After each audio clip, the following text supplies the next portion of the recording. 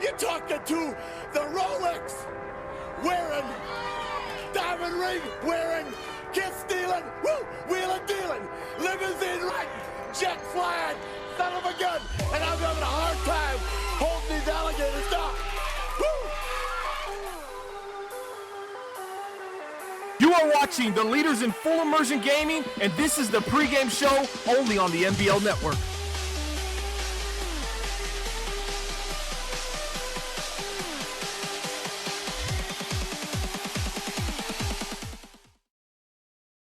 Welcome one and all to another edition here of the NBL Live pregame show, leading you up to a Week 3 matchup between the Tampa Bay Buccaneers and the Los Angeles Rams. Thanks everyone for hanging out with us. I'm OSU, and I'm hanging out here with Sonny Weaver today for this great matchup we got coming up on NBL Live Week 3 broadcast number 52. Should be a good one. Now, before we get to our special guest here on the NBL Live pregame show, we want to give a reminder to everybody out there to check out the NBL Broadcaster Academy. That's right, folks. This is an initiative that we got going on, one of the new ones here on the NBL Network. It's open to anybody who's in the NBL or in grid. If you've ever wanted to join the likes of the NBL Network, this is your opportunity to get some work in. We've actually got some details for you now as we've sort of solidified what's been going on and what you're going to do. Basically, the short story of how it's going to work is if you want to be in the Broadcaster Academy, you're going to join up. You're going to download a couple programs, Audacity, Dropbox, stuff like that. And then what you're going to do is you're going to get a couple video clips from us, and you're going to record your own voiceover on your own time and send that to us, and we're going to tweak and talk to you, give you some feedback, and you're going to use that as sort of a measuring stick as to how you want to develop your voice. And once we get to a point where you feel like you're ready for live stuff, we're going to go and do a mock live game for you. That's right. We're going to basically pull up a recorded game of one of the NBL games over the season, and you and I are going to do a broadcast together, and we're going to see how that goes. And so that's how the Broadcast Academy is going to work. It's low pressure. You're not going to have anybody listening other than myself and my assistant director, JY. But it should be a great one for anybody who's interested in joining the Broadcast Academy. Be sure to get with me in GroupMe. Give me a message, and I will get you in the chat, and we'll get going here. But now, as we get going here on the NBL Live pregame show, we got a special guest with us. It's the host of NBL Blitz. It is Brocco. Brocco, how are you doing today? I'm doing pretty good. Thanks for having me on. Oh, absolutely, man. We're happy to have you here on the NBL Live pregame show. One thing that we've noticed here, we saw that new graphic come out. Looks pretty sweet for NBL Blitz, but I noticed you got a co-host now in JY. What's that been like? It's actually been really great. JY's initiative is insane. He's definitely digging throughout the week for stories and definitely helps out a lot on my end because doing it all solo was a little bit of a task. But now with two guys, and even we have our draft residents here, Gub and Doe working with us. So we're getting a lot of info together for the shows. That is awesome indeed. And we hear you got a new episode dropping this weekend. You're not going to want to miss it. It's going to go up on the NBL Network. A new episode coming this weekend of the NBL Blitz. Brocco, can you give us a little taste of what you have in store this weekend? We're into the storylines now. So with all the draft coverage being done, we're going to hit on some of the big injuries that have happened. A lot of injuries this season across the board. We're going to hit on some veterans that have lost their job, and then we're going to bring on Doughboy. He's going to give his predictions for rookie awards. So it should be a good one. Rookie Award storylines, a whole lot in store this weekend. You're not going to want to miss it. Be sure to give us a follow at Bomber League. That's where you can find out of everything that's going on here on the NBL Network. But Brocco, thanks so much for joining us. We'll be looking forward to that NBL Blitz dropping this weekend. And Sonny Weaver, we got a big game coming up this weekend. It is the Tampa Bay Buccaneers visiting the LA Rams. And an interesting matchup here. We got sort of a tale of two young quarterbacks, Jared Goff and Jameis Winston. Both have had their struggles at times, but Jameis Winston and the Tampa Bay Buccaneers, we know their struggles last year. Jared Goff, the LA Rams ended up making the playoffs last year, winning their division. Which one of these two quarterbacks is sort of primed to be that leader for their team? Jameis Winston got a huge contract last year from the Tampa Bay Buccaneers. Is Jameis ready to be a leader of this team? Are these the two quarterbacks that are going to be leading these franchises for the years to come? You know, honestly, I think these two quarterbacks are on different trajectories. Jared Goff ended the year last year, 21 touchdowns. To 25 interceptions. Not great, but he's trending in the right direction from where he was. He's off to a good start this year. Jameis Winston, on the other hand, did not finish out the year well last year, and he's off to a rough start yet again this year. I think Jameis Winston, he got paid. Goff's looking to get paid this year. If I'm the Rams, I still question if I give him the big deal like Winston had. But if I'm the Buccaneers, I'm really questioning if that was the right play, but unfortunately at this point, that's who you signed and that's who you got to run with. Absolutely, and we'll get a chance to see these two teams showcase tonight. A new look team for the LA Rams. They went out in the offseason, signed a guy like Demaryius Thomas, and the Tampa Bay Buccaneers, they still have Mike Evans there on the outside. Those are two of the prime wide receivers, but let's take a minute to look at the running backs. They got two young running backs out there in Tampa, Sean Guyan and Jovanta Orr. Guyan, he's averaging 10.9 yards a carry, 11 carries for 120 yards. Orr has been getting a little more of the carries, 14 carries for 35 yards. Does a two-back system like that tend to work here in the NBL? We haven't seen it work recently, but in talking with the Tampa Bay ownership, they like to refer to them as their thunder and lightning. Obviously, Orr being a little bit more of that thunder, getting more of the lightning. Now, one thing I will say is you have to be careful when running that two-back system set up like that, because what it can be is a tell. They can do a lot of basically predicating what the play is going to be, and that can give away the play. And we are going to be heading down to the game. It is the Buccaneers and the Rams. You're not going to want to miss it. Week 3 here on NBL Live, and we'll see you out there in Los Angeles for the Tampa Bay Buccaneers and the LA Rams here on NBL Live. Nobody comes into this house without paying the price. Not here! Not ever!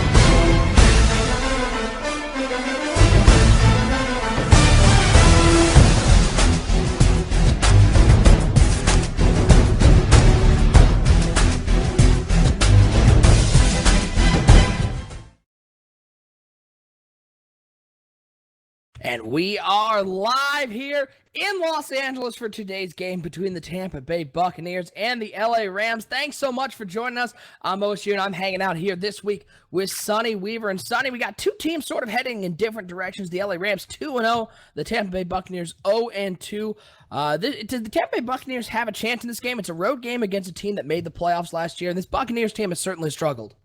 Yeah, I think they do. Tampa Bay is a defensive-minded team. They like to run the ball and try to win the ball control game. Rams are a run-first team, so it works in Tampa Bay's favor. I think they can keep the game close. I'm not sure they can pull out the win, though.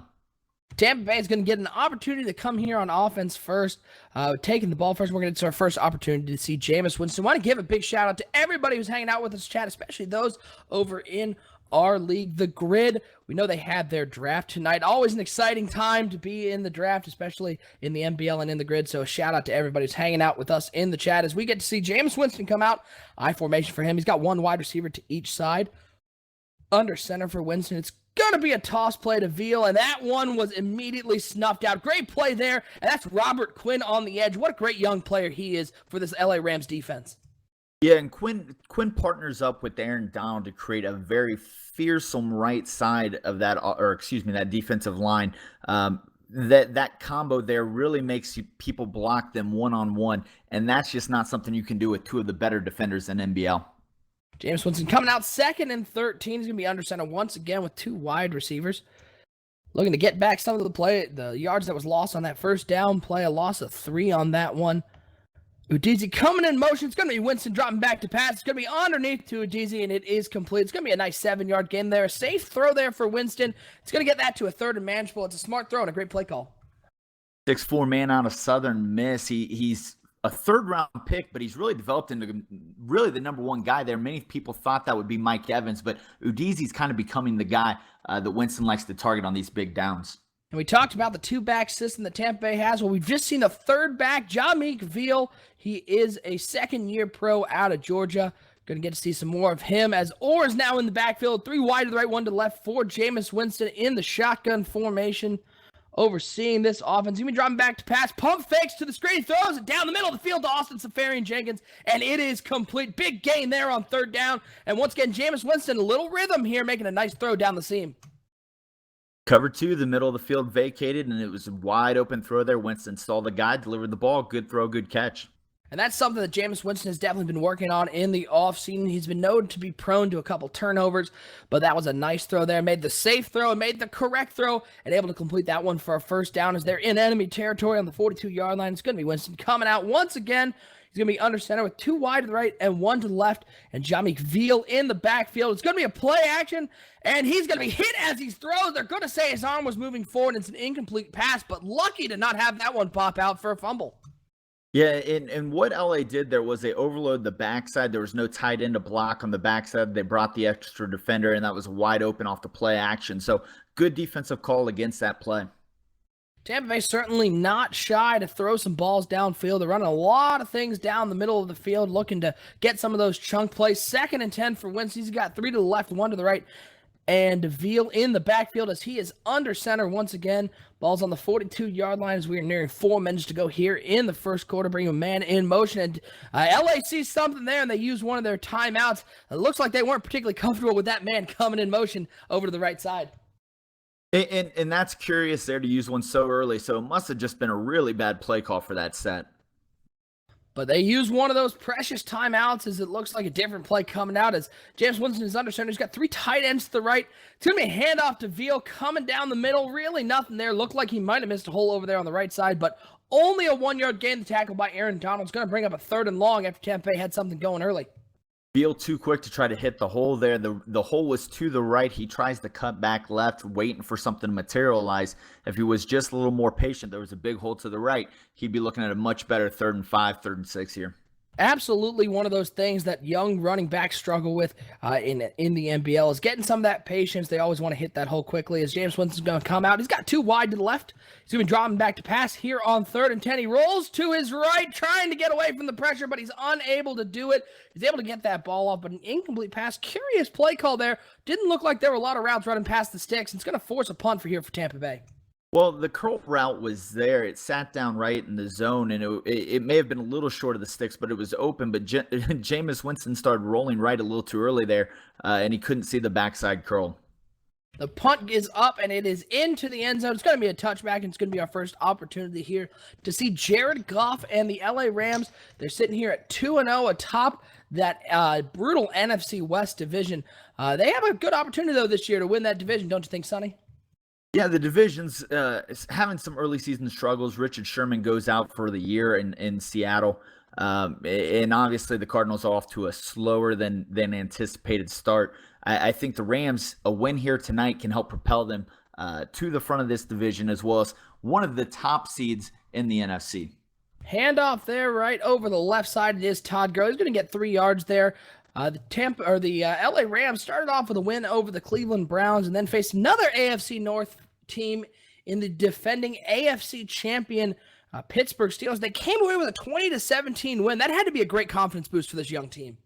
Big win in forcing the turnover in what should have been an easy field goal to tie it up. They stripped Le'Veon Bell, and that basically seals the game. So the defense comes up big there for them. Le'Veon Bell, usually a reliable running back, but a big fumble there. It's pistol formation for Jared Goff. Comes out 3 wide to the right, 1 to the left, and Todd Gurley in the backfield as he moves the play around, bringing Jeffrey and Goodwin over to the left side with Demaryius Thomas and Tavon Austin all alone over on that right side.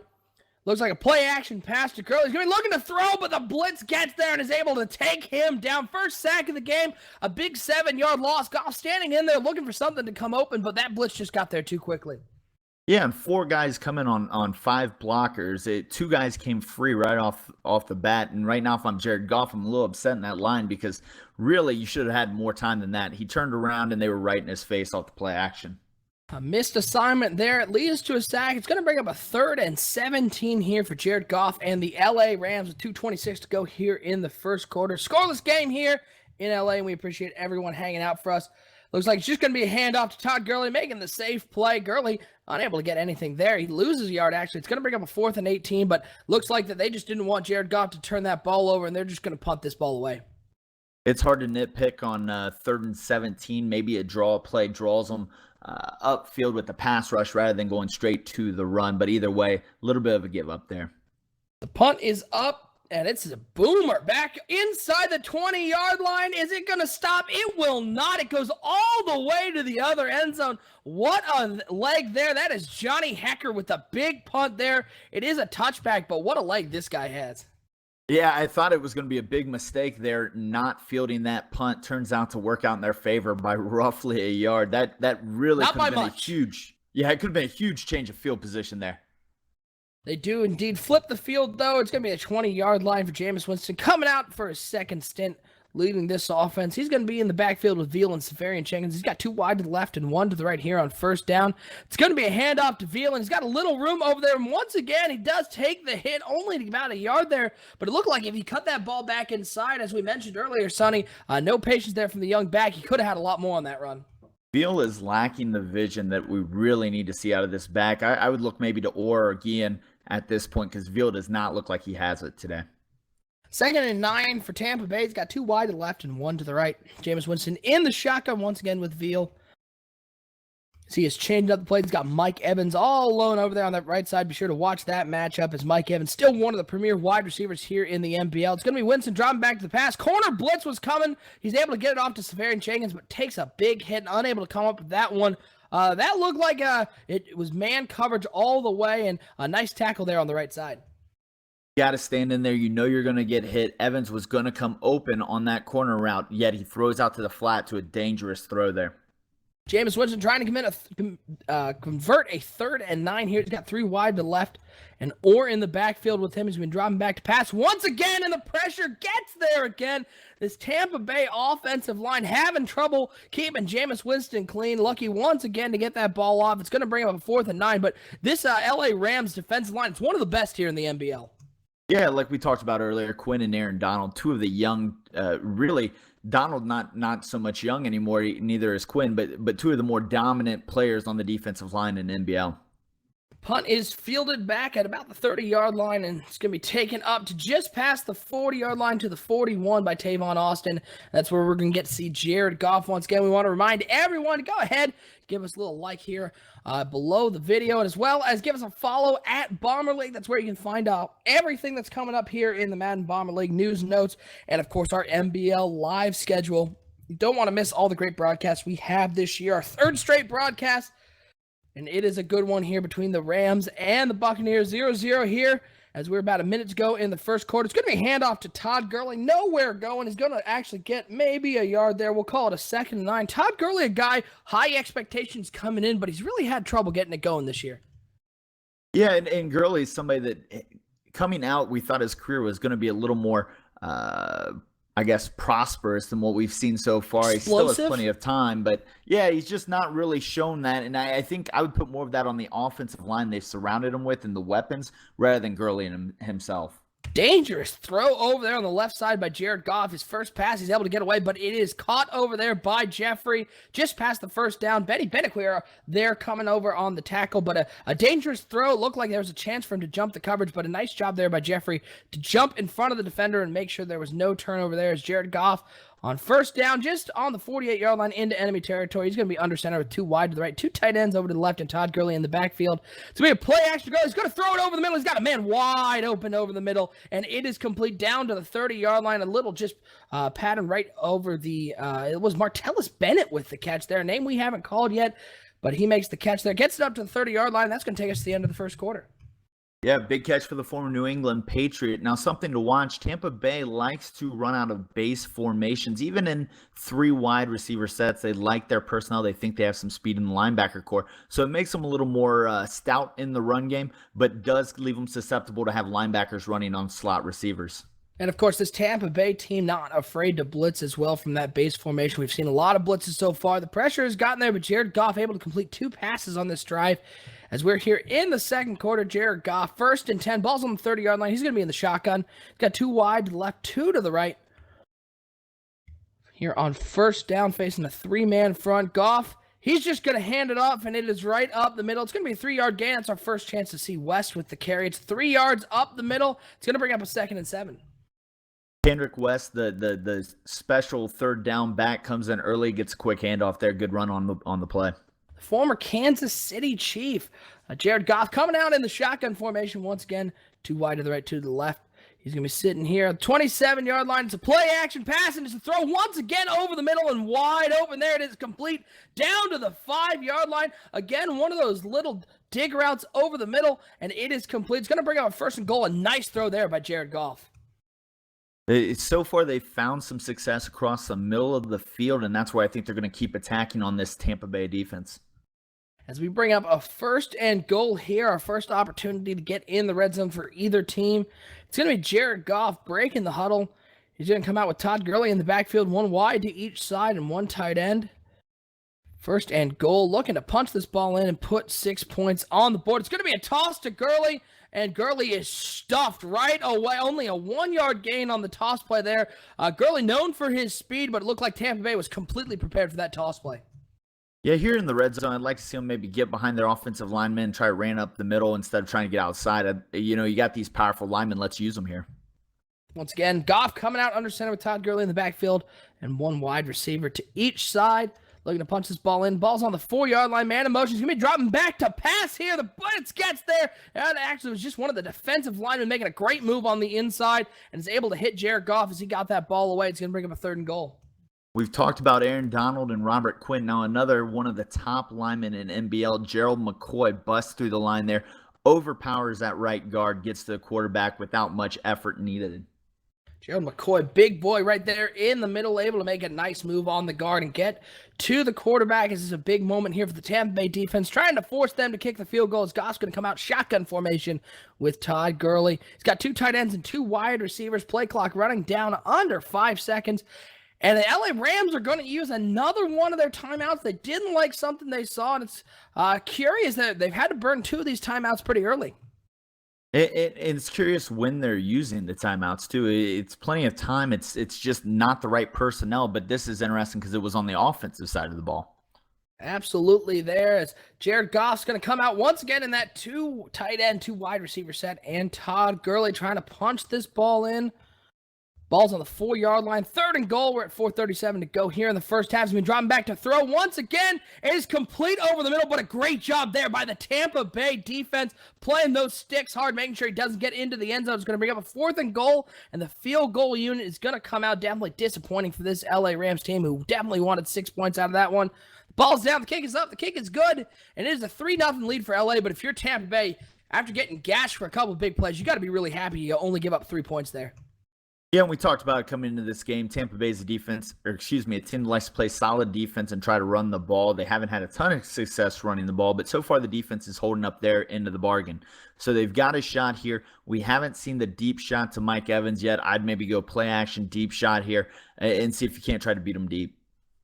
Lots of stuff coming in from the chat. We appreciate everyone hanging out with us. Eddie Mars saying on paper the Rams should be destroying them. We want to see your guys' score predictions. We know we're sitting here in the second quarter, but there's plenty of time left, plenty of time for something to happen, so be sure to put in your score predictions in the chat. We want to see what you guys think, as LA currently has a 3-0 lead, as Tampa Bay is going to toss it to Veal, and Veal unable to get anything going once again. He stopped immediately, and I know they wanted to get this guy involved, Jahmeek Veal out of Georgia, their 3rd running back they've tried this year, but he really has had no success today. No, and part of the problem is the predictable play calling. When you're going to come out and run it on 1st down every possession, it's going to be tough to try to get anything on that 1st down run. 2nd and 10 for Jameis Winston and the Tampa Bay Buccaneers. He's going to come out with 2 tight ends and 2 wide receivers to the left side. He's got Veal in the backfield here. 3:46 and counting here in the second quarter. Jameis Winston dropping back to pass. And he's going to try to throw it over the middle of Safarian Jenkins, and a dangerous throw there off Safarian Jenkins' hands. But looked like there were about 7 blue jerseys around there. It's an incomplete pass. Going to bring up a 3rd and 10. And like you said, very dangerous throw there. He was bracket coverage, one over top, one underneath. And that was Winston freaking out because the pressure was starting to get to his face. The young quarterback certainly has struggled when facing pressure this year, as Eddie Mars in the chat saying Rams 24-10. Interesting score predictions. They're up 3-0 right now. Pistol formation for Jameis Winston. He's got Mike Evans now all alone on the left side, bringing Hernandez over to the right with Idrizi, trying to convert this 3rd and long after getting nothing going on the first 2 downs. It's going to be a draw play for Orr, who gashes up a big hole, only 7 yards there. It's still going to bring up a 4th and 3, but Orr showing some of that patience that Veal was not showing early in this game to get 8 yards there.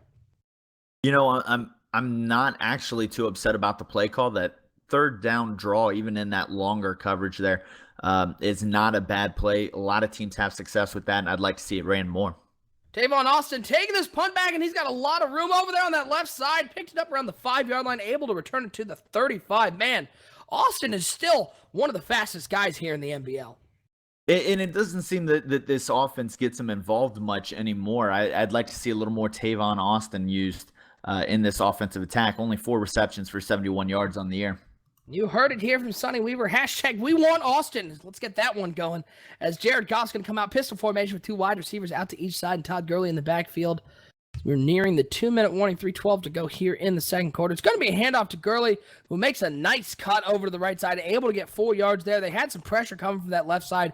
Gurley able to identify it and get up for a 4-yard gain. We'll call it a long 3. It's going to bring up a 2nd and 7. One of the things you have to do as an offensive coordinator is self-scout. You've got to find your own tendencies and tend to break those own tendencies.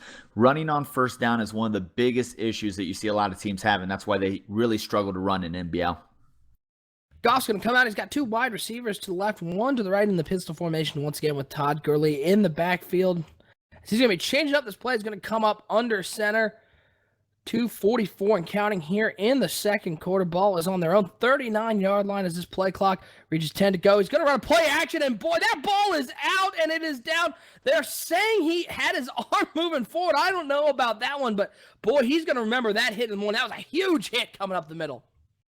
Yeah, I got to tell you, I didn't see that arm move forward, and I would be surprised if there's not a review here. But to me, it looked like Goff was trying to tuck that ball, and instead it came out. But, the refs apparently know more than we do up here in the booth. Man, I'm no expert, but I think it's pretty hard to have your arm moving forward when you're wrapped up by a 300-pound lineman and have no room to move at all. But it's nonetheless a 3rd and 7 for Jared Goff and the LA Rams as he motions his running back out to the right side. That's going to leave him empty backfield. He's going to be dropping back to pass once again, dropping back deep, throwing it out to the left sidelines, and it is caught over there on the 41-yard line. What a catch, keeping his toes in bounds and getting the first down here for the LA Rams. That was a great throw, great catch. They put it right over top the defender in zone. They had that cover 2 zone. Defender stayed a little shallow on it, and they put it right over top. Tough throw to make, tough catch to make, but they're able to do it and get inside enemy territory. Ball's on the 41-yard line. As it's going to be Jared Goff under center. Once again, he's going to be dropping back to throw, and he throws it over the middle once again, and it is complete. Jared Goff starting out this game 6 of 8 for 83 yards, and that is Demaryius Thomas with his 3rd catch on the day. He had the big one over on the left side and catches one right over the middle, as that's going to take us down to the 2-minute warning. The LA Rams driving here, trying to put some more points on the board before halftime.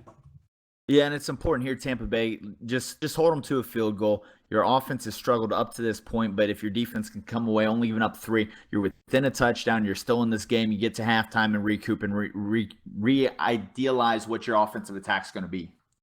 3-0 Rams on top. 2-minute warning here as I formation for Jared Goff. And the LA Rams ball's on the 21-yard line. It's going to be a handoff to Todd Gurley, who muscles his way forward, gets a 4-yard gain there. LA comfortable using some clock here and trying to get that run game going with Todd Gurley. 4 yards on first down. It's a nice way to start the drive. It is, but once again, and I'm going to harp on it all game, it's my new splash play. Running on first down every possession is not a way to win a game.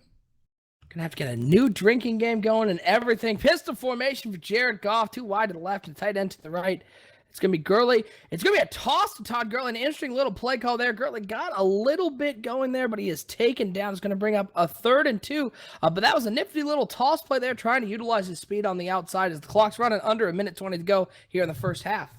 And good clock management here by LA. They're not in any hurry. They still have their timeout, 3rd and 2. If they don't convert here, they don't want to give Tampa Bay time. Job here by Jared Goff in this offense. 3rd and 2 for the LA Rams. Big moment here for the Tampa Bay defense. Goff's in the pistol once again. 2 wide to the right, 1 to the left. It's Tampa Bay Buccaneers. Bringing 4, dropping back. It's going to be a screen over to the right side, and Hargreaves with a great tackle over there on Tavon Austin. He read that screenplay right away, fought through the block, and was able to get there. Timeout called by Tampa Bay. They're going to get this ball back. 49 seconds, 2 timeouts left. Plenty of time to at least get downfield and get a field goal as the field goal unit comes out here for the LA Rams. They're looking to go up 6-0 here. The ball is down. The kick is up, and the kick is good, and it's a 6-0 lead for LA, but plenty of time once again for Tampa Bay to get some points on the board. Good stand by Tampa Bay. Their coaching staff let a little extra time run off the clock there. They let maybe 7 or 8 seconds drift there, as I think they were trying to decide if they were going to take the timeout or not. That indecisiveness could cost them as this kick return comes out to the 21-yard line. 43 seconds left. If you're Jameis Winston and the Tampa Bay Buccaneers, are you pushing the ball downfield, or are you maybe doing a couple draw plays and a screen play to see if you can get something going early? I think I come out in a running formation, go play action to Mike Evans, maybe see if you can't try to bait him up. But it looks like the Rams are going to come out here in a quarter defense and protect against it. Shotgun formation for Jameis Winston. Haven't been able to have Mike Evans' name called yet as the handoff is off the middle, and it's going to be an 8-yard gain, but we're going to get a holding call on Austin Seferian-Jenkins. It's going to back him up 8 yards. That's a big holding call there because they were able to get 8 yards there on the draw play. Instead, it's going to bring up a 1st and 18. Not a situation you want to be in trying to get some points on the board before the half. No, I think at this point you shut it down. Don't do anything too crazy. Just run up the middle. Get into halftime, only down 6. You got a shot to come out at half and try to put some points on the board. This LA Rams defense is the 6th ranked scoring and yards defense, and they're the number 2 rush defense. So you definitely don't want to give up anything because they will take advantage with the turnover and try to put some more points on the board. It's going to be a shotgun formation for Jameis Winston. Udeze alone on the right, 3 wide to the left, and Veal in the backfield. Ball's on their own 13-yard line. It's going to be a handoff to Veal once again, just a little draw play up the middle. We'll give him 8 yards there. It's going to get him back to the original line of scrimmage, 2nd and 10, but it looks like Tampa Bay perfectly content to go into the halftime only down 6. Yeah, that's what we talked about. Obviously, the defense is playing well in Tampa Bay. The offense is struggling. Not seeing enough vertical threats from Michael Evans yet this game. I'd like to see more of that here in the second half. 2nd and 10 for the Tampa Bay Buccaneers. Tight formation here. 4 wide receivers. Shotgun for Jameis Winston. He's going to be dropping back to pass. It is going to be complete over to Hernandez. A flag is down on the play, and we're going to get another holding call. These penalties coming up late here. Tampa Bay trying to get something going. 9 seconds left, and that's probably going to do it for their opportunity to get down the field and get some points. Yeah, that was changing your plan halfway through. They've been running, trying to kill clock, and now you're going to decide to throw. I'm not sure I agree with that sentiment. Either you're all in to run the clock out, or you're trying to push the ball down the field and score. Don't change the plan halfway through. Little indecisiveness by the coaching staff of the Tampa Bay Buccaneers. First with the timeout. Little indecisive as to whether or not they were going to call it. Now change up their game plan. 9 seconds left as this is going to be Jameis Winston coming out with Veal in the backfield. He's got Evans to his left and Udeze to his right. Seferian-Jenkins also out there on the line. It's just going to be handoff to Veal. He breaks the tackle. He's able to get an extra yard, but that's going to take us down to halftime. Low-scoring affair, defensive battle. The LA Rams are up 6-0 right now. Coming out of halftime, which team do you think feels better about themselves? You think the LA Rams with the 6-0 lead, or you think Tampa Bay with their offense struggling so much, only being down 6? Well, I'll split that up. I think Tampa Bay's defense is feeling pretty good about only giving up 6 points so far in the game. They've been gashed for some yardage, but in the end, they've held strong when they got to the red zone. Now, on the other side of the ball, I think Tampa Bay's offense is feeling pretty horrible right now. The play calling hasn't been great. They're not taking anything deep, and therefore you get the Rams coming down, crashing 8, 9 guys in the box, and that's really not letting a whole lot happen here for Tampa Bay. Sitting here in the second half, we have yet to be able to call Mike Evans' name for a catch. Unbelievable so far, not using that weapon. A couple things coming up in the chat. We appreciate everyone who's hanging out with us here on a Week 3 matchup between the Rams and the Buccaneers. I'm OSU, and I'm hanging out here with Sonny Weaver. Let's see what we got going in the chat. Cortez Logan saying Gurley not hitting the holes, and that's something that we have definitely seen so far as he has been unable to get anything going. Porter saying slicing and dicing this defense now, referring to the LA Rams for sure. As we got Eddie Moore saying tuck rule on that big hit there that we thought would be called back, but the referees, they might have their glasses on a little tight and they might have that magnification up. They said his arm was minutely moving forward and therefore it was not a fumble. As it's going to be 1st and 10 for the LA Rams as Jared Goff's going to come out under center I formation, 2 wide receivers, 1 to each side. It's going to be handoff to Gurley. He hits a big hole on the left side, and now we get to see that breakaway speed. He's at the 20. He's at the 10. Got one man to beat and is able to get pushed out of bounds there at the 3-yard line. But just as we mentioned, Todd Gurley not hitting any of the holes, he hits a big one there, gashes him for 72 yards, bringing up a 1st and goal. All that great talk about Tampa Bay's defense, and they go out on the first play and let up the big run. I think they heard you, and they might be trying to spite you, Sonny. It's going to be handoff once again right up the middle. It's Charkandrick West, and it is a touchdown. West finishes off this drive, and LA pending the extra point, about to go up, trying to go up 13-0. Let's see what they do. They are going to just kick that extra point instead of going for the 2-point conversion. as they set up for this extra point. The ball is down, the kick is up, and the kick is good. And just like that, 20 seconds into the half, LA goes up 13-0 on Tampa Bay behind Todd Gurley's huge 72-yard run. And Todd Gurley fantasy owners not too happy right now. Kendrick West gets the touchdown after Gurley does all the work, and that one's going to sting. Sonny, you think there are any Kendrick West fantasy owners out there? Because I bet you they're pretty happy. You know, sometimes when you're the smartest man in the room, you would play Kendrick West, but I'm just not sure that happened this week. You're telling me you wouldn't pick it up with the season stats of 4 carries for 6 yards? Come on, man. This may have been the game to do it. I'm not sure. This might have been had it. to look at it. It could be his breakout game, but Kendrick West does get that touchdown on the 3-yard touchdown run and puts the Rams up 13-0. LA 171 yards of offense. Tampa Bay only 48 yards. Jameis Winston's going to come out too wide to the right. And it looks like Orr is going to be in the backfield starting this second half. It is a handoff to Orr over the left side. A little stretch run there. Only a yard to go there. This Tampa Bay offensive line seems completely outmatched by this talented LA Rams defensive line. Yeah, and they made some changes there in halftime. Obviously, Orr takes over for Veal, but they also moved Beverly out at right tackle. So they've tried to overcome. I'm not sure that's the solution to stopping Robert Quinn. I would look to maybe keep a tight end in and double team Robert Quinn and hopefully give your guys some time to throw. Bananas in the chat saying if JY still had Alston, he would be the division leader. Of course, the Saints picking Le'Veon Austin off the practice squad of the Tampa Bay Buccaneers. It's going to be a pass here for Jameis Winston, and he finally does complete one over to Mike Evans, just on a little curl route on the left side, but a nice throw there. And Evans, he's still one of the best route runners here in the game. Yeah, and I'm still surprised. You've got a dynamic, deep threat, but we haven't seen him really try to run a route over 10 or 12 yards this game. I'd like to see him push it downfield at some point in this game. 1st and 10 for the Tampa Bay Buccaneers, trying to get on the board here, down 13-0 with 4:36 to go here in the third quarter. It's going to be a pass over, just a little flat route to Austin Seferian-Jenkins. Jameis Winston only 4 of 9 for 49 yards, and the majority of those just to the flat. What do you like to see out of Jameis Winston? You want to see them push the ball downfield or try to establish that run game a little more? We got to push it downfield. You're getting plenty of cover 3, which means we got to be working those inside seams to the slot and the tight end. We're not seeing that. Let's push it upfield, make that center field free safety, make a decision, then go away from them. Want to see a little better coaching on this one. The play calling has been a little suspect. Nothing really going here for Jameis Winston and the Tampa Bay Buccaneers. He comes out 2nd and 7. He's got 2 wide to the left and 1 to the right. 2 in the backfield with him. Winston's going to be passing once again, and it is another little flat route out to Seferian-Jenkins, able to break a tackle. He's going to get a nice 14-yard gain out of that one. It's going to bring up a first down, but once again, they're really keeping it underneath and just sort of hitting those tight ends. Yeah, I'm a little baffled. I'm not sure why you paid Jameis Winston what you paid him to just dump the ball off. When you're going to pay a man that much money and that big of a contract, you expect him to push the ball downfield and take some shots. Not only Jameis Winston, but you're paying Mike Evans a big chunk of money too, and we haven't been able to see him do really anything except for one little curl route. 1st and 10 for Jameis Winston. He's going to drop him back to pass, and he dangerously throws that slant route. It was right in the hands of the lineman. He drops it. I guess that's why he's not on the offensive side, but really a boneheaded throw there by Jameis Winston. He just locked in on one receiver, tried to hit that 3-step drop slant, and almost turned the ball over.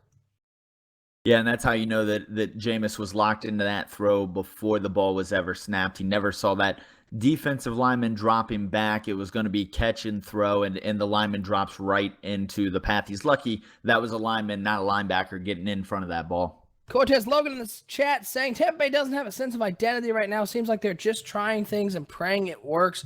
As 5 wide receivers for Jameis Winston now here on 2nd and 10. He's going to be dropping back to pass. Moving around to the pocket, doesn't see anybody. He's going to throw. Dude, he's got a man open. It is complete, and it is into the end zone. Winston waited for his man on the post to get open late, and he's able to complete that one over the free safety trying to play coverage, and it is a touchdown. What a big throw there for Jameis Winston and this Tampa Bay Buccaneers offense as they're waiting here for the extra point. Pending, trying to cut this down to a 6-point game. The ball is down. The kick is up. And it is good, and just all of a sudden, 13-7. We talked about Jameis Winston and this Tampa Bay offense needing to push the ball downfield, and they absolutely do there, and a great throw there by Winston, able to get this down to a 1-score game. Yeah, and it wasn't Mike Evans, but nonetheless, Tampa Bay pushes the ball downfield and finds some success. I think we need to see more of that here, that deep crosser there. that work there in that cover 3 situation. I'd like to see more deep crossers, more seam routes, some stuff that if he has time, Winston can complete downfield, and it can definitely gash this defense. As we get to see this LA Rams offense come back out and try to respond, we once again like to thank everybody for hanging out with us here on MBL Live broadcast number 52. As we got a week 3 matchup here between the Rams and the Buccaneers. 13-7 Rams on top at the moment as Jared Goff's going to come out under center. It's going to be a handoff to Todd Gurley once again, and a nice play there in the middle, making sure that hole closed up quickly. No gain there for Gurley. It's going to bring up a 2nd and 10. I was a little nervous. They ran on first down, got the big play, and that was counterintuitive to what I've been saying. But once again, we get back to run on first down, get stuffed for nothing. All is right with the world. Sort of a non-splash play there, getting no yards there on first down. It's going to be 2 wide receivers for Jared Goff under center with Todd Gurley in the backfield. He's going to be dropping back to pass, and the pressure gets there and takes him down back at the 37-yard line. A big hit there by McCoy. Gerald McCoy has just been running roughshod all over the interior of this LA Rams offensive line. And a big hit again, once again in the backfield for a 6-yard loss. Did somebody say splash play?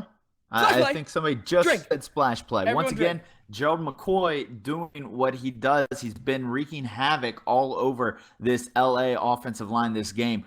Doing what he does there, getting to the quarterback, and that's a guy I'd be looking to double team at this point. Tyler Warner in the chat saying this is about to get very interesting, and we will see indeed as a 3rd and 16 here for Jared Goff and the LA Rams. 5 wide receivers, empty backfield, trying to complete this one as we're under 2.5 minutes to go here in the 3rd quarter. Goff changing up the play.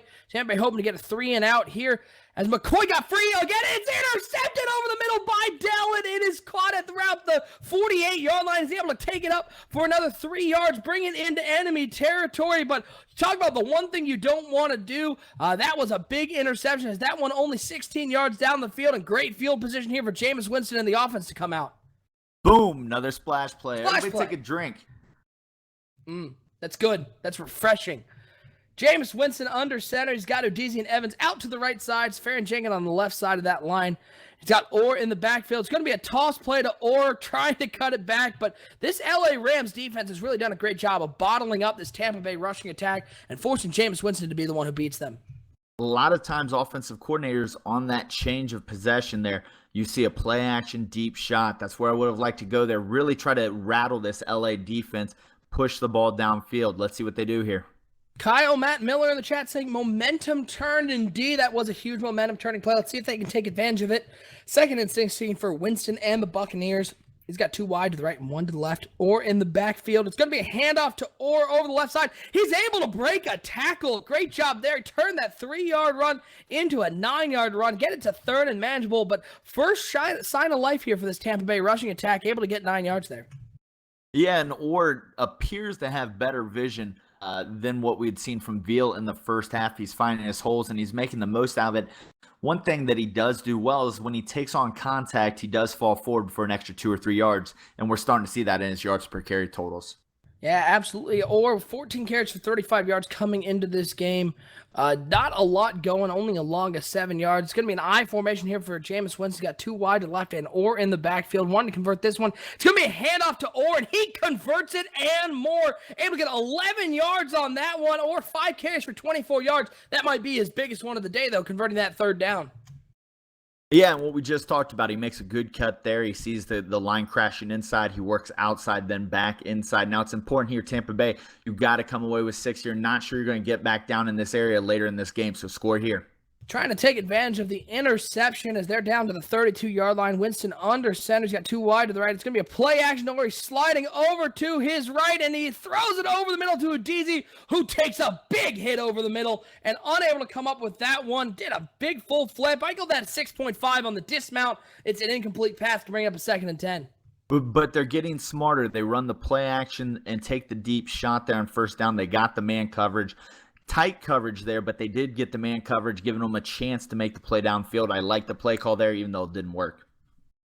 Definitely going to be remembering that hit in the morning as Jameis Winston breaks the huddle. 33 seconds to go here in the 3rd quarter. Going to be under center, 1 wide receiver out to each side. Evans on his left, Udeze split out to the right, or in the backfield. He's going to be looking to pass as he's just going to hit underneath and unable to come up. That one is Orr. It looked like he just straight up dropped that one. Stone hands Orr over there. Not able to come up that one. Another 3rd and long here for this Tampa Bay offense, trying to get 6 points on the board. This would be a case where if I'm Tampa Bay, I'm not sure I trust Jameis Winston. Maybe look to a draw play here. You have been getting away with the run. They're in a wide set here. Maybe look to draw here and get some of this yardage, make an easier field goal. 3rd and 10, shotgun formation, 2 wide to the right, 2 to the left, or in the backfield for Jameis Winston, trying to convert this one as he's going to bring Mike Evans in motion over to the right side, leaving Hernandez all alone over there on the left. Play clock under 5 seconds. Winston gets it off on 3rd and 10. He's just going to throw it out to the flat to Orr. Takes a big hit over there. Only able to get about 8 yards that one back. It's going to bring up a 4th down, and Tampa Bay is going to be forced to settle for a field goal when you said they probably needed to get 6 there because this LA Rams offense has been potent all day, save for that one interception. The field goal team's going to come out. The ball is on the 26-yard line, so we're looking at about a 43-yard field goal as the clock is nearing the end of the 3rd quarter. The ball is down, the kick is up, and the kick is good as the 3rd quarter expires. It cuts it to a 13-10 lead, and we're going to get an opportunity to see if this Tampa Bay defense can stop this LA Rams offense and keep them off the board as the LA Rams are up 13-10 here in the 4th quarter. If you're LA, what's your game plan coming out? Are you keeping the ball on the ground, or are you still pushing this ball downfield and trying to step on the throat of this Tampa Bay comeback? I think if you come out right now, Tampa Bay is expecting you to run here on 1st down. You've done that most of the game. I'm going to go play action here, push it a little bit downfield, probably not 20, 30 yards downfield, but maybe in that 15-yard range. 3 wide receivers for Jared Goff as he comes out under center with Todd Gurley in the backfield. The ball's on the 25-yard line. As he's going to be dropping back to pass, he does throw it, and oh, wow, what a nice play there by the middle linebacker, able to get up and deflect that ball. Looked like he had a man breaking open over the middle of the field, but instead it falls harmlessly to the ground. It's going to bring up a 2nd and 10. Yeah, and that's Kyle Dell, the number 3 overall pick from 2 years ago out of Nebraska. He's kind of a do-it-all linebacker. He's everywhere on the field, and somebody that you really, if you're Jared Goff, you got to know where he's at each play. Goff under center once again. 2 wide receivers. Evans split out to the left, Easy to the right. It was Tavon Austin coming out to the right. It's going to be Austin on the little drag play as he's able to get completion there. It's going to bring up a 3rd and 5. We want to once again thank our graphic sponsor, web3ks.com. They do all of our graphics and overlays here on MBL Live. They are the leader in affordable graphic design. If you need graphic design, go to web3ks.com as Jared Goff trying to convert this 3rd and 5. Big moment here for this Tampa Bay defense. He's got 3 wide receivers over to the left side. Todd Gurley in the backfield with him. Goff trying to convert this one for his team. He's dropping back to pass once again. The pressure gets there, and he just sails that one way over the middle of the field. Lucky that one wasn't intercepted, but a 4th and 5, and Tampa Bay defense coming up big once again, and they're going to get an opportunity to come down the field and tie this game up or possibly take the lead. That wide receiver right there made a business decision. He was not going up to get laid out by that safety. Penalty or not, he was not going to take that hit. So bad play by Goff, but also not a too good play there by the wide receiver as he really just did not want to take that hit. And a bad punt there. We talked about the punting game at Johnny Hecker, how good it has been, but that one, not a good one. The ball's on the 38-yard line. Great field position for Tampa Bay and Jameis Winston. Let's see what they do as they come out here. So we'd like to thank again everyone for hanging out with us here in this Week 3 matchup between the LA Rams and the Tampa Bay Buccaneers. I'm OSU, and I'm hanging out this week with Sonny Weaver, and we appreciate everyone who's hanging out in the chat with us. We appreciate all you guys participating. Go ahead and give us a follow and give us a like, and go ahead over to Twitter at Bomber League. That's where you can find everything that's going on here in the Bomber League. They're setting up the screen here on 1st down. It's perfectly set up to Orr. He cuts it back inside and is able to get up for a nice gain there, 18 yards on that one. But it looked like, again, another moment where they had him completely sucked in. They brought in 7 men on the blitz, and looked like it was perfect play for the blitz to get downfield. And Orr just sort of ran right at that safety and took that hit. Yeah, and you know what that was right there was a great play call on 1st down. Instead of running, they go with the screen pass and just suck the defense right in. Winston under center once again. He's going to run a play-action pass. He's looking deep over the middle of the field. A terrible throw. Completely overthrows his receiver. And yet the free safety unable to come up with the interception there. And we'll be looking back at that play to see if that's a turning point there. Winston making an errant throw, but it does fall to the ground. 2nd and 10. Tampa Bay lucky to not be coming back out on defense. And that was classic George Brick Hands Iloka. Oof, brutal. You don't want that nickname when you're on defense. Jameis Winston under center here. 2nd and 10. It's He's got Orr in the backfield with him. 2 tight ends for the Tampa Bay Buccaneers. It's going to be a handoff to Orr, who fights through a tackle. Looks like he got up there for a nice little 4-yard gain on second down. They run it on second down. It looked like he fought through Aaron Donald there, and that's not an easy guy to fight through a tackle.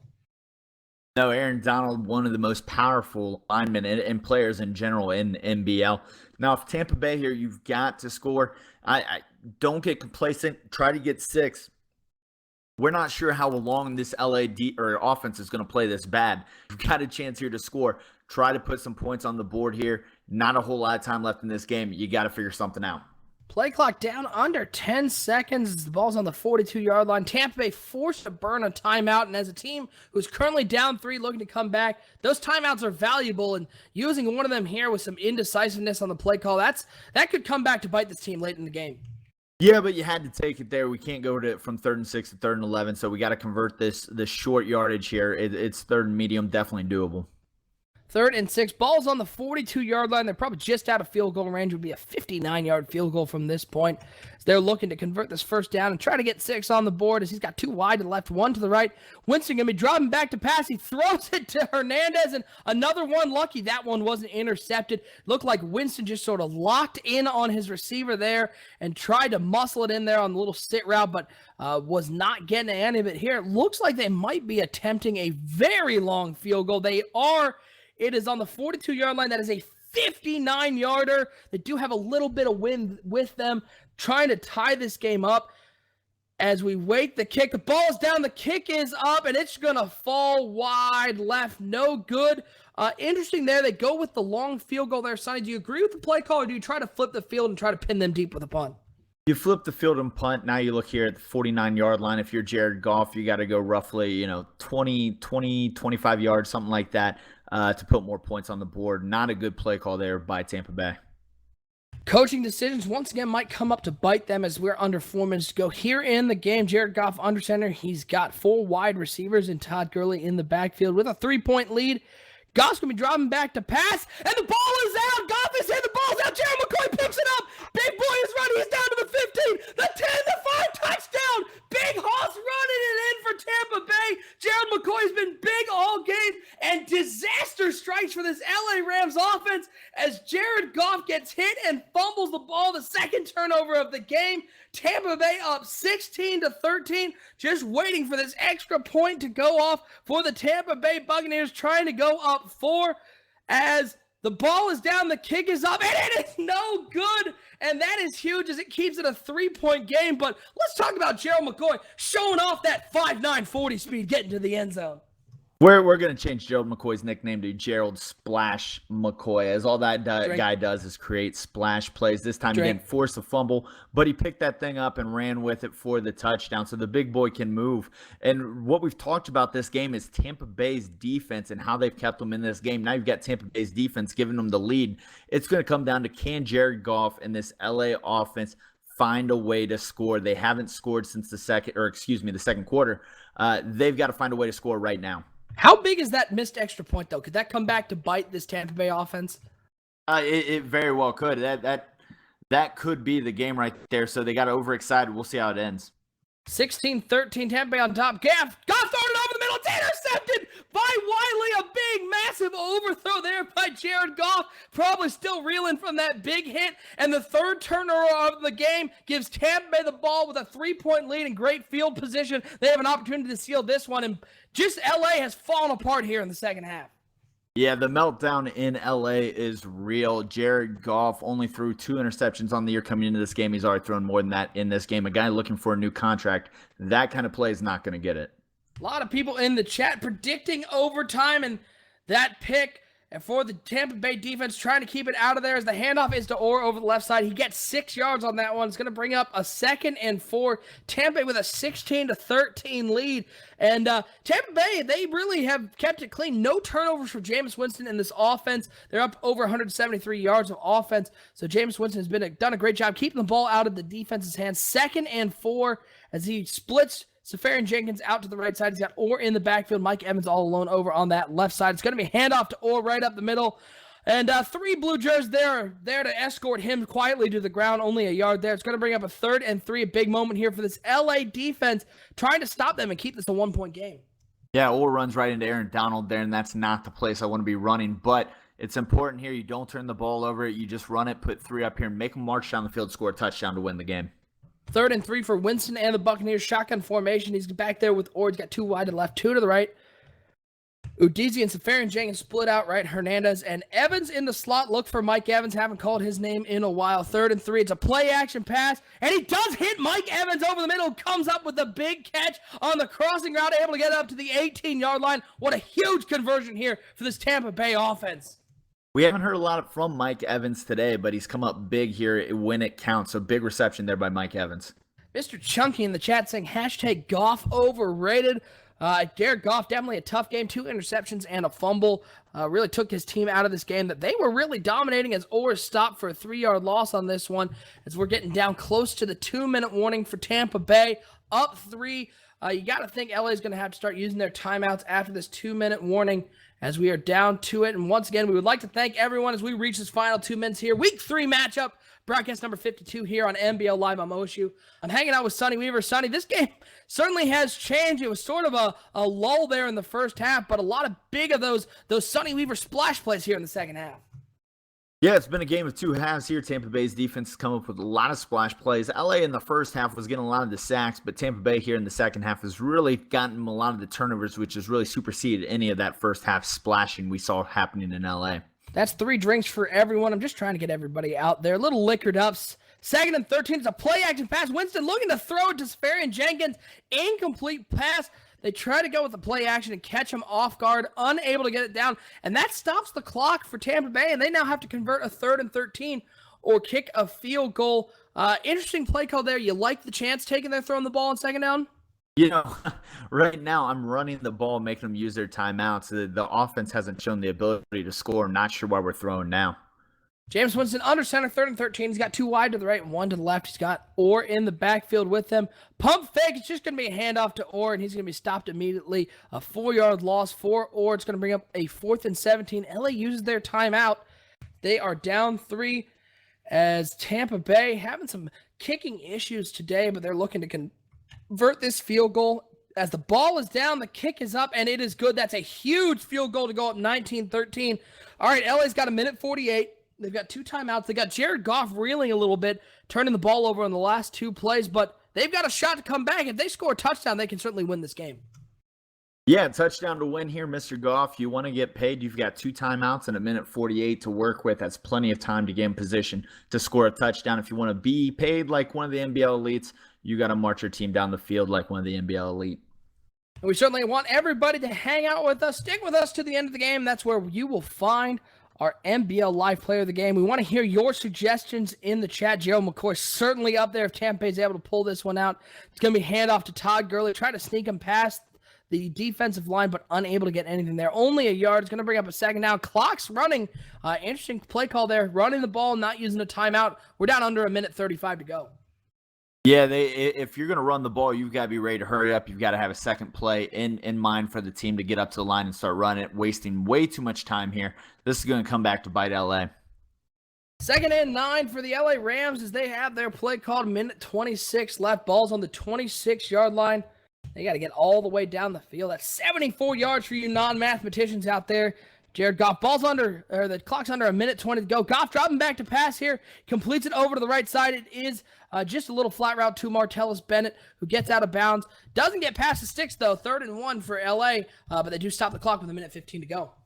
Yeah, smart play there by Bennett to get out of bounds. The first down's not as important as getting out of bounds with this amount of time left in the game. 3rd and 1, it's obviously 4-down territory. So right now you're not looking just to clear the sticks. We got to push it downfield here, something in that 15-yard range. 3rd and 1, we're at 1:15 to go here. Jared Goff trying to lead the comeback as they are down 19-13 to the Tampa Bay Buccaneers. 3 wide to the right, 1 to the left for Goff. He's got Gurley in the backfield with him. He's going to split 2 wide receivers out to the right side. Play clock's under 10 seconds as it's going to be Jared Goff dropping back to pass. He does complete it over the middle. Just a little 3-yard gain and an injury on that one. Looked like the tight end Bennett took a big hit there. We'll get word on him if we get the opportunity, but they do complete the first down, but not pushing the ball downfield with 1:11 to go.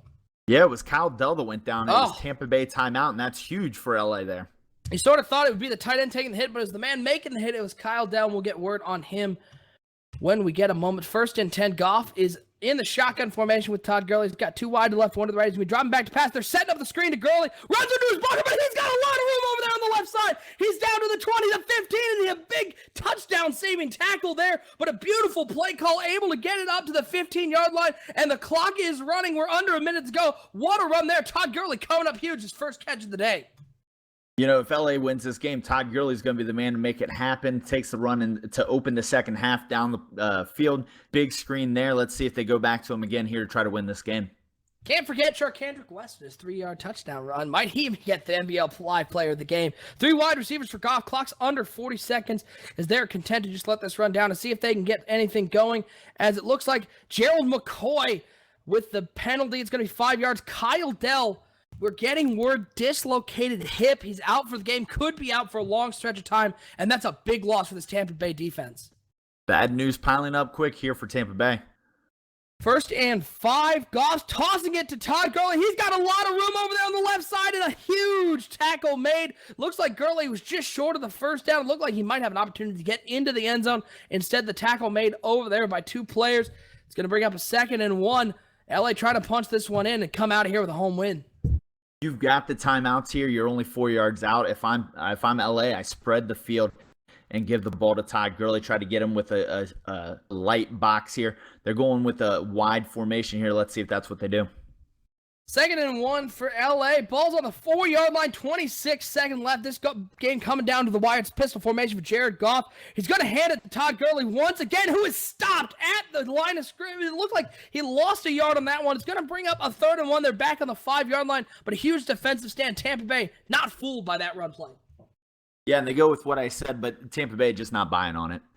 Jared Goff coming out in the pistol again, 2 wide to the left, 1 to the right, 3rd and 1. Ball's on the 5-yard line. Todd Gurley in the backfield, trying to punch this ball in, down 6. He's going to be dropping back to pass, looking to complete it over the middle, and it is incomplete. It looked like he had a man, and it was complete over the middle, but he just stone cold dropped it. And 4th and 1, Tampa Bay here, 18 seconds left, has an opportunity to escape here. What do you call if you're on defense, and what do you call if you're the LA Rams? Well, Todd Gurley was wide open in the flat there. I may be looking for something underneath, but keep in mind, Gurley in the flat, he's carried you this far. Maybe look to get him involved here. 4th and 1, maybe even hand him the ball. You've got the timeout to do it with. What a game so far for this matchup between the Tampa Bay Buccaneers and the LA Rams. 4th and 1, Jared Goff in the shotgun. He's got 2 wide to the left, 2 to the right. He's got Charkandrick West in the backfield, as he's going to split Tavon Austin wide out to the right. Play clock under 10 seconds. This is your game, folks. The pressure gets there, and it is incomplete. Jared Goff took a hit. He completed the ball over the underneath route, but the receiver unable to get his hands on the ball, and Tampa Bay is going to escape with a 6-point win here in LA. What a turn of events. LA looked primed to take this one. Yeah, I thought they were going to come down the field and win it there on the last drive. Now, one thing you got to say is you got to have your best players on the field in crunch time. Todd Gurley not on the field there for the last play of the game. And that's something that if I'm a fan, I'm not too happy about, as I want my playmakers on the field when it matters. As Orr takes that one up the middle, he gets 2 yards there, but they're just going to let the play clock run down, and we are done here in LA. Tampa Bay with a huge road win, 19-13. They moved to 1-2 on the year. LA moves to 2-1. Sonny, I don't think anybody saw it going this one. We had a lot of predictions for the LA Rams, but what a gameplay basically here by the Tampa Bay defense.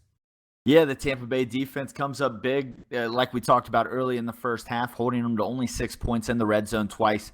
That defense really controlled this game, and the big sack fumble for a touchdown late in the game is the difference in this one. All right, folks, it is that time as always. It's time for our NBL Live Player of the Game. And Sonny, we talked about the defense, and I think because of that, with that huge touchdown, I got to give it to Big Gerald McCoy. Big Gerald McCoy getting the sacks, returning fumbles for touchdowns. Look at that big man run. Look at him hustle. Flash plays everywhere for Gerald McCoy. So Gerald McCoy is your broadcast number 52 NBL Live Player of the Game, and you can find all of our history of our NBL Live Player of the Games on our website. That is 365.maddenbomberleague.com. And that's going to do it for us here from LA. For our producer Gibbs and my co-host Sonny Weaver, I am OSU. Your final score once again, Tampa Bay 19, LA 13. We'll see you next time here on NBL Live.